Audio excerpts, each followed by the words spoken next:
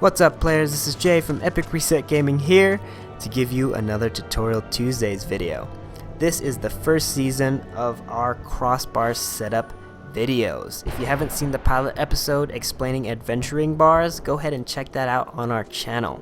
And be sure to subscribe because we're going to be releasing these videos more often than just on Tuesdays because the demand is high for these videos and we don't want to make you wait too long to see the class that you're playing as.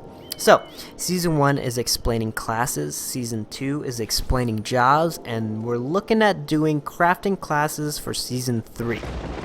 Now, we're going to start out with regular classes, and because I started out as a pug, that's the one we're going to start out as. Since I have a level 50 and I have all the skills that you will ever get for this character, we're going to go ahead and show this off. Alright, so let's get into it.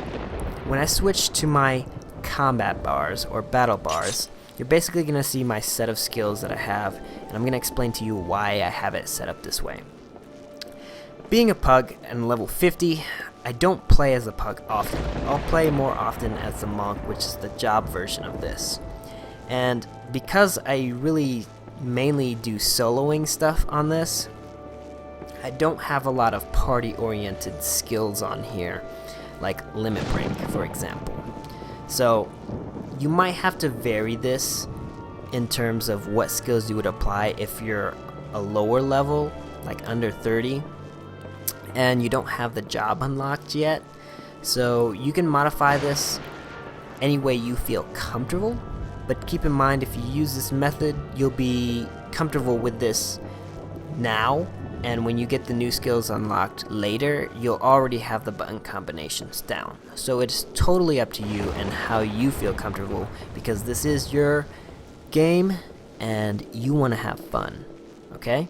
So you don't have to do exactly to the T. If you want to modify this at all, go ahead and do it.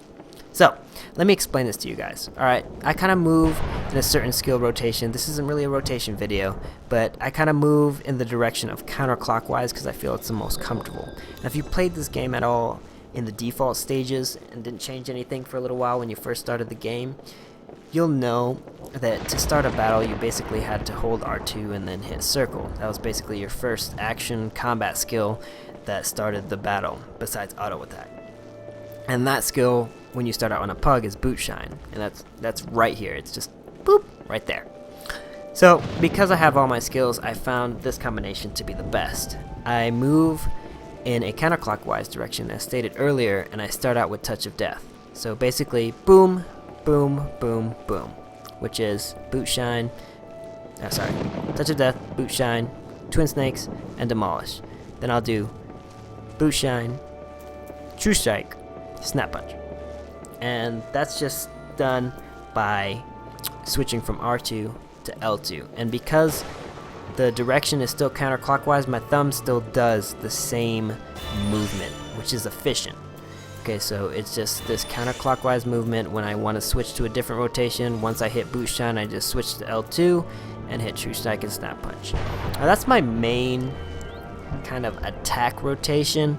I will throw in haymaker when I need it, or if there's a lot of enemies and I need to hit more than one, I'll probably do howling fist if I can. And I try to not use this too much because it drains your TP a lot, but armor the destroyer. Now I don't use steel peak very often, but I do have it here because I feel like R2 and left is a good combo that you could easily access really quick. And just hitting an enemy so that you could run away, maybe stun it and then run away, it's a good spot for it. Now, because this is kind of a rotation that I use, which is boot shine, true strike, and snap punch, because true strike and snap punch are done from behind the enemy, I also added impulse drive over here, which just in case I need it, it's there. I don't use it too often, but because it's beneficial to use it when you're behind the enemy, just having it in this combination works, because boot shine is also an attack that does critical damage if dealt from behind. So for some reason, if I wanted to do a combination outside of boot shine, true strike, and snap punch, I might use impulse drive. Now like I said, this isn't a in-depth rotation guide on skills, so this isn't exactly how you have to set it up, it's just how I feel is efficient at this moment for a soloing Pug class. Now, I do have a macro that I called Super Saiyan that has a bunch of buffs on it, but like I said, I solo with this sometimes, so it has a bunch of buffs on there. Not very important, you use it kind of often, you just mash that button a couple times and you're ready to go. I also have a quick cure for my Conjuring class.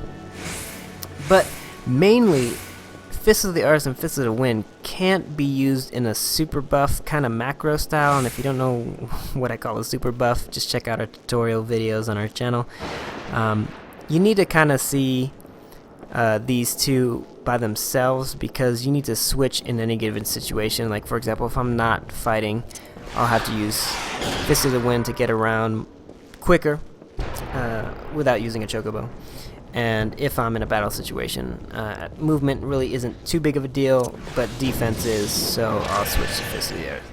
And you basically can't switch between these two if you're in a macro, so this is the only kind of way you could set it up. And that's the only things I really use when I'm a Pug. Now I might add some inventory items like mega potions, high potions, things like that.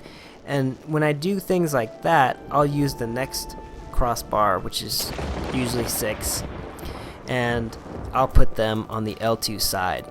Now, as you can see, I have limit break on R2 and left, which is where I usually have it at any given time on any one of my characters. Just in case I'm in a party situation with my Pug, I can use limit break. And like I said, guys, you can modify this as much as you want for what you feel is comfortable. This is what I just think feels efficient for me and what I do in a combat situation. So guys, that's pretty much it for the Pug class. We're going to move into some more classes very soon. Videos are rendering, so keep an eye on that video feed if you're subscribed to our channel. If not, make sure to subscribe to our channel. If you like this video, be sure to hit that like button, favorite if it's just an all-time favorite video for you, and until next time guys, this is Jay with Epic Reset Gaming. Play hard and peace.